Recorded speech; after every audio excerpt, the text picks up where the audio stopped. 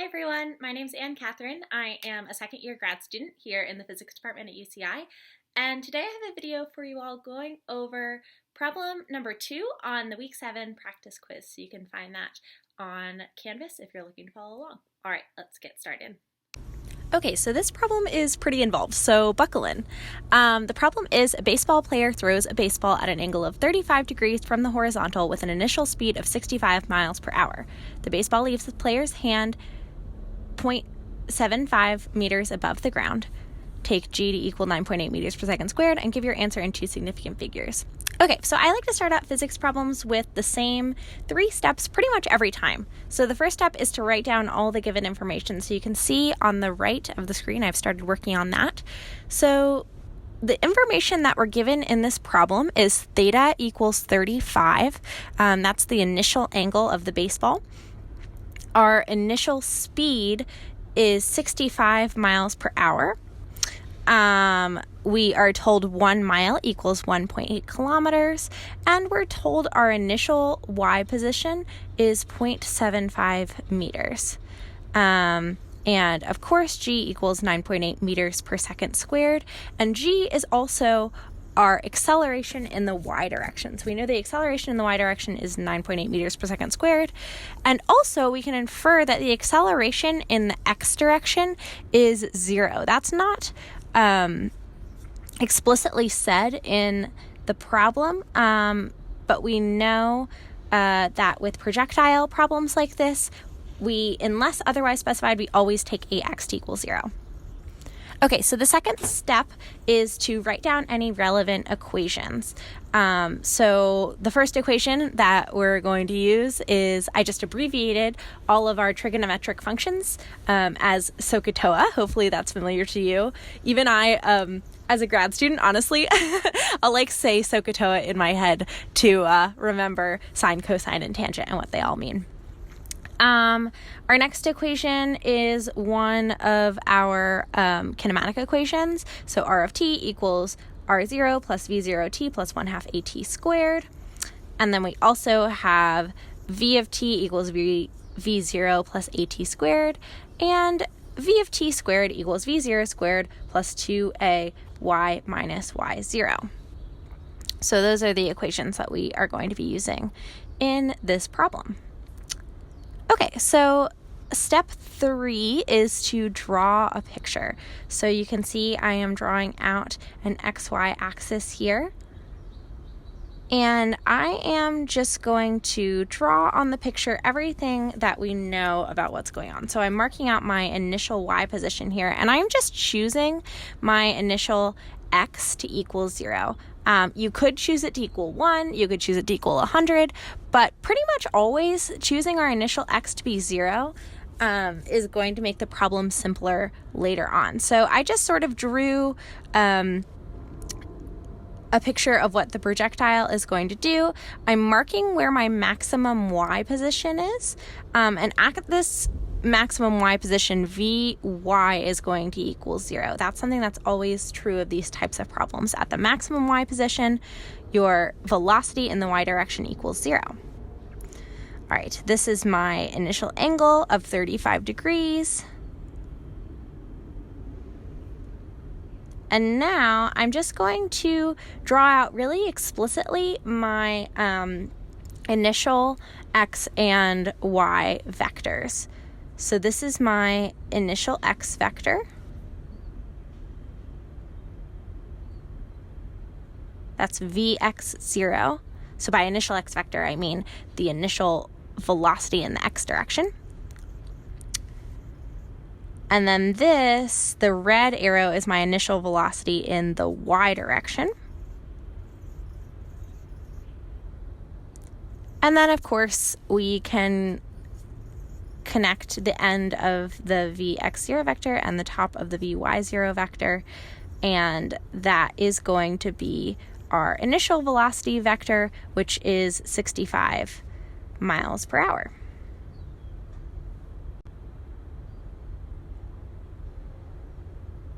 All right, so as you can see, I've pretty much drawn out on this drawing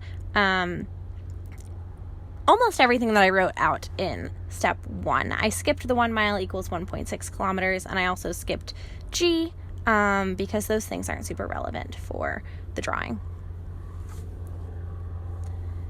Okay, so like I said, this problem is pretty involved. So for part A, I'm actually just going to take a second and think through how I'm going to solve part A. So part A is, what is the maximum height in meters reached by the ball? All right, so these are my steps just written out explicitly. So step 1 is going to be convert to SI units. So we're given our initial speed in miles per hour. We want that in meters per second.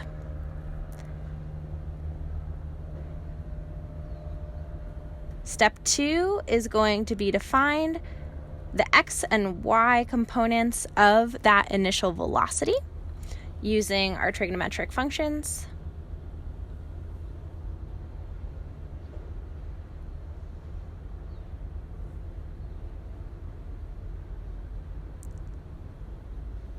Step 3 is going to be to find the height at which our velocity equals 0 using our kinematic equations. And that is going to be the answer to the problem. So as you can see, those steps just went away. So please feel free to write them down or take a picture or whatever, because I am going to be referencing those numbers as we're working through part A here. So I'm going to be referencing the steps 1, 2, and 3. All right, so step 1 is to convert to SI units. So if you have taken a chemistry class before, you are probably familiar with this ladder method. If you haven't seen it, it's just a method for converting units, and you're basically just crossing units off in the numerator and denominator. So you can see I have 65 miles per hour, and then we have 1.6 kilometers in a mile, and we can cross out miles. 1,000 meters in a kilometer, so we can cross out the kilometers, and then there are 3,600 seconds in an hour, so we can cross out the hours. So you can see the units we have left are meters per second, which is exactly what we want. So now we just have to do 65 times 1.6 times 1,000 divided by 3,600 to get our initial velocity in meters per second. So that is going to be 28.89, and I am rounding here, just so you know. So 28.89 meters per second is our V0, and that was step 1. All right, now moving on to step 2, we are going to use our trigonometric equations, sine, cosine, and tangent, to find our x and y components of the initial velocity. So the reason that we are doing this is because when we plug into the kinematic equations in step 3, we need them to be in x and y components. We always want to plug into kinematic equations separately for x and y. Okay, so for the x component of the initial velocity, cosine equals adjacent, which is the blue vector, over hypotenuse, which is the orange vector. So we have cosine of 35 equals Vx0, which we don't know, over 28.89, which we just calculated. And just multiplying both sides by 28.89, we get, and this pause is probably me plugging this into my calculator, Vx0 equals 23.67 meters per second. All right, we're just going to do the same thing for the y component. So from SOHCAHTOA, we know sine is opposite over hypotenuse, where opposite is our red vector. That's opposite of the 35-degree angle. And hypotenuse is, again, the orange vector. I didn't draw an arrow because it was getting a little messy there. But we have sine of 35 equals Vy0 over 28.89, and again, multiplying both sides by 28.89, we get Vy0 equals 16.57 meters per second. Okay, awesome. So that was step 2. We found the x and y components of the initial velocity. So now at this point in the problem, I'm just going to write out what we know so far so we can figure out what kinematic equations we want to plug into. Again, the goal of part 3 is to find the height at which our velocity in the y direction equals 0. So we know x of 0, y of 0, vx of 0, vy of 0. All of these are our initial position and velocity components. We know Vy at the top. So that is that place where I just made a star. We know Vy equals 0 at the top of that arc. And it's a little hard to visualize with the arc here, but you can imagine a baseball just being thrown straight up. In the instant that it's at the highest position, our velocity in the y direction will be 0. And then we also know Ax and Ay. And we want to know y at the top. So again, that's that purple star position.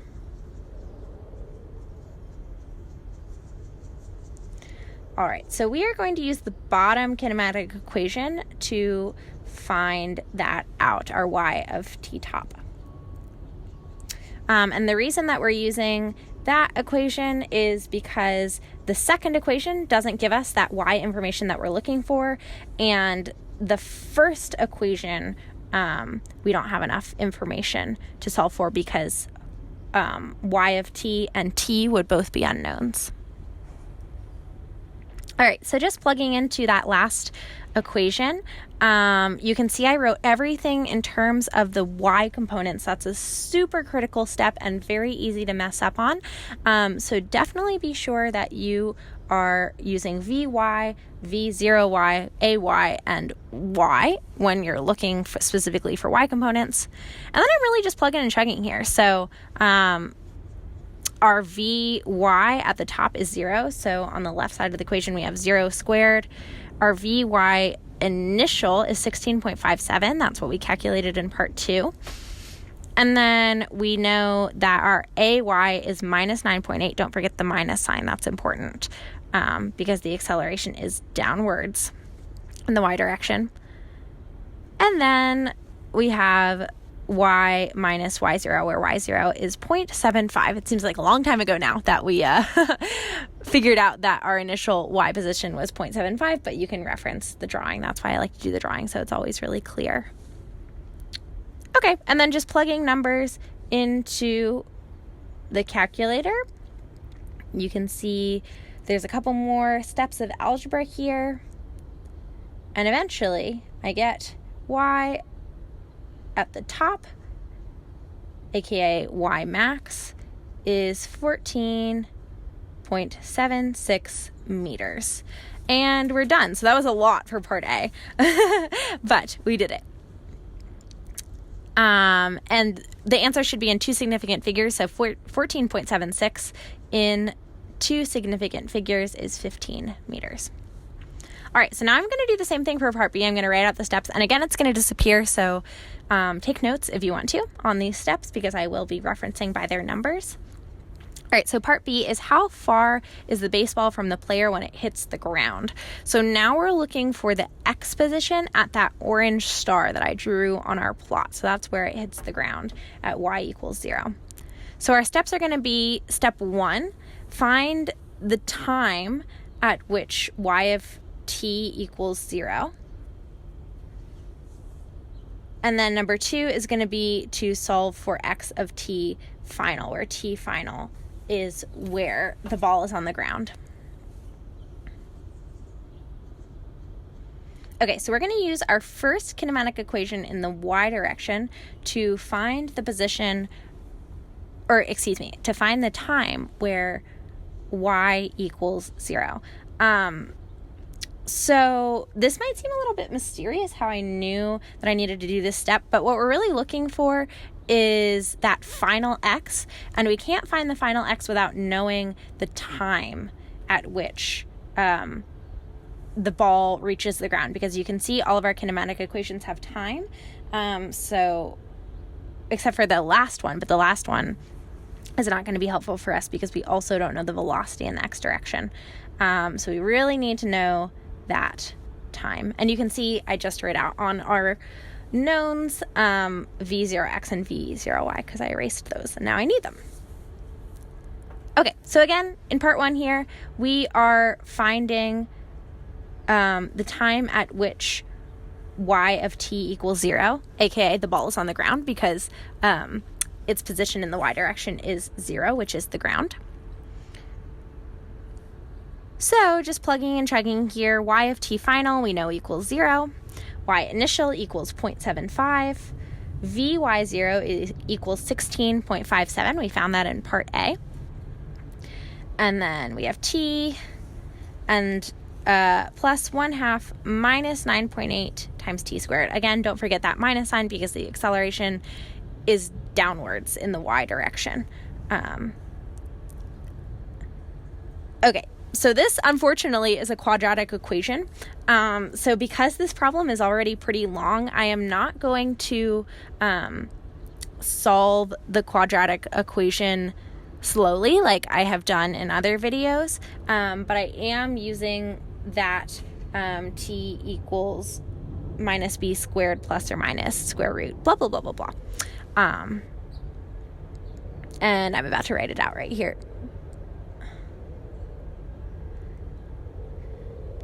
So again, won't be going through all of the algebra, but I will be plugging into this equation to solve for t. So in this case, b equals 16.57. Oh, and I'm writing that out right here. A equals minus 4.9. And c equals 0.75. Hopefully, solving quadratic equations like this is at least somewhat familiar to you. And even though that equation's a pain, you can plug into it and find t equals 3.426 seconds. All right, so again, that is the time at which the ball hits the ground. So now that we found the time, we're going to again use that same kinematic equation to find the x position, because the x position is really what we're looking for. Part B says how far is the baseball from the player when it hits the ground, which is a little bit, that wording is a little bit confusing, but how far really means what is the x position. And again, remember we chose our initial x position to be 0, which makes our problem easier at this point.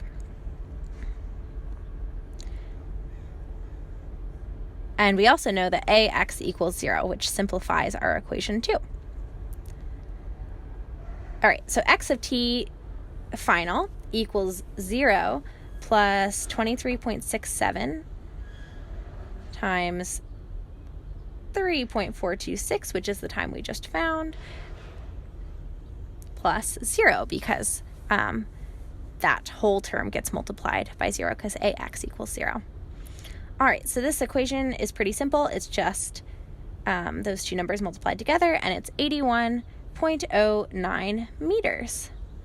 And we are all done. So that problem was pretty involved, but hopefully you stuck with me through this. Thanks.